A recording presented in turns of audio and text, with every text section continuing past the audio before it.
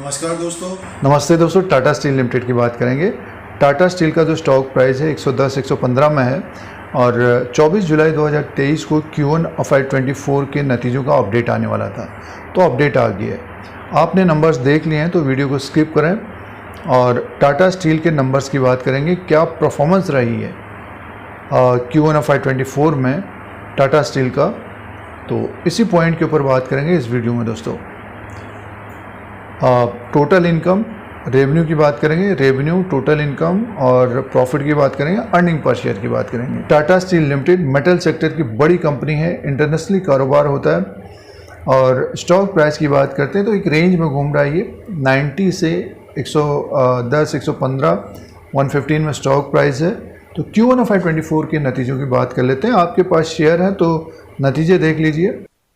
Tata steel limited के ये numbers हैं। कंसोलिडेटेड फाइनेंशियल रिजल्ट है, profit and loss for the quarter ended 30 जून 2023।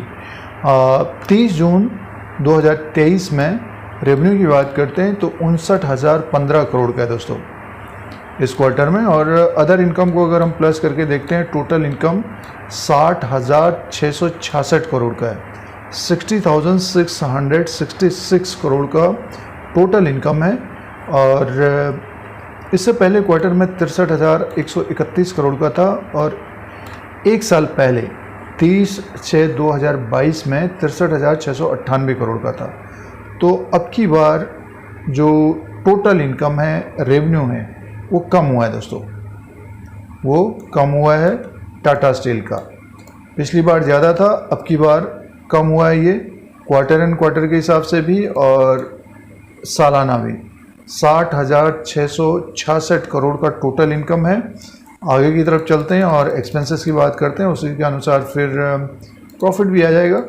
और देखिए जो टोटल एक्सपेंसेस है 58,553 करोड़ का है और इनकम है 60,666 करोड़ का। प्रॉफिट लॉस बिफोर टैक्स की बात है 1,841 करोड़ का है। सीधे से प्रॉफिट की बात करते हैं दोस्तों, सीधे से प्रॉफिट की बात करते हैं। Net profit loss for the period 524 crore का है। 525 करोड़ का नेट प्रॉफिट है, मुनाफा है, कंपनी को नुकसान नहीं हुआ है। 524 करोड़ का प्रॉफिट है, मुनाफा है और 1,566 करोड़ का इससे पहले क्वार्टर में था और 7,714 करोड़ एक साल पहले था दोस्तों। तो काफ़ी कम, जो 7,714 करोड़ से घट कर ये 524 करोड़ का नेट प्रॉफिट हो गया है, मीन्स घट गया है दोस्तों, ये मुनाफा घट गया है। तो एक तरह से बुरी खबर है। तो टाटा स्टील का मुनाफा घटा है Q1 FY24 में दोस्तों, तिमाही दर तिमाही के हिसाब से भी, सालाना भी। आगे की तरफ चलते हैं। अर्निंग पर शेयर भी देखिए कम हो गया अब और EPS 0.52 का है और 1.40 का इससे पहले था। एक साल पहले देखिए अर्निंग पर शेयर 6.36 का था, तो यह अब घटकर 0.52 का हो गया। तो देखिए Q1 के जो नतीजे हैं, टाटा स्टील को प्रॉफिट तो आया है बट ये कि जो रेवेन्यू है वो भी कम हुआ है दोस्तों। तो एक तरह से देखिए ख़राब ये नतीजे हैं। तो Q1 FY24 में जो परफॉर्मेंस रहा है टाटा स्टील का, कमज़ोर रहा है दोस्तों, वीक रहा है।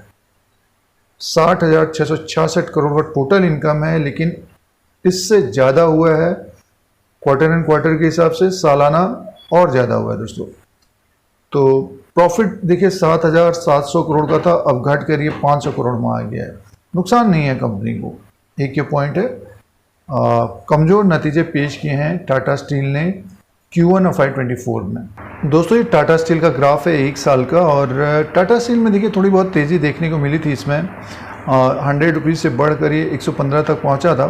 तो नतीजे एक तरह से कमज़ोर हैं, तो आगे भी इसी तरह का रह सकता है। 100 और नीचे की तरफ और लुढ़कता है तो मान के चलिए कि 95-90 तक आता हुआ दिखाई दे सकता है। ऊपर की तरफ का जो हडल बना हुआ है इसका 120 का बना है दोस्तों। 120 के ऊपर अगर ये निकलता है तो इसमें एक तेज़ी देखने को मिल सकती है। 130 ऊपर की तरफ 130 और नीचे की तरफ 100 और 90, इस तरह का इसका रेंज रह सकता है आगे जो नेक्स्ट 3 मंथ में।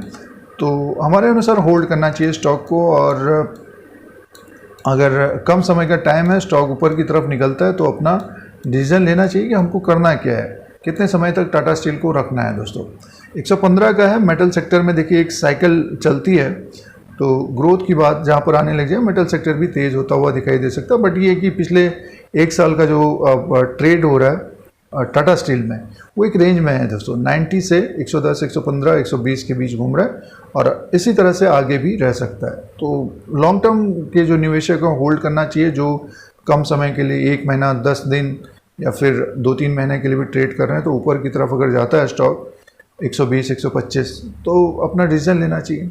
तो ये टाटा स्टील के बारे में व्यू रहेगा। और नतीजे एक तरह से कमज़ोर हैं, प्रॉफिट कम हुआ है, रेवेन्यू कम आया है, तो थोड़ा बहुत प्रेशर रह सकता है इस क्वार्टर में। इस तरह के अपडेट के लिए Dheeraj Singh take stock market को सब्सक्राइब करें, लाइक करें, शेयर करें, कमेंट करें। जय हिंद, वंदे मातरम।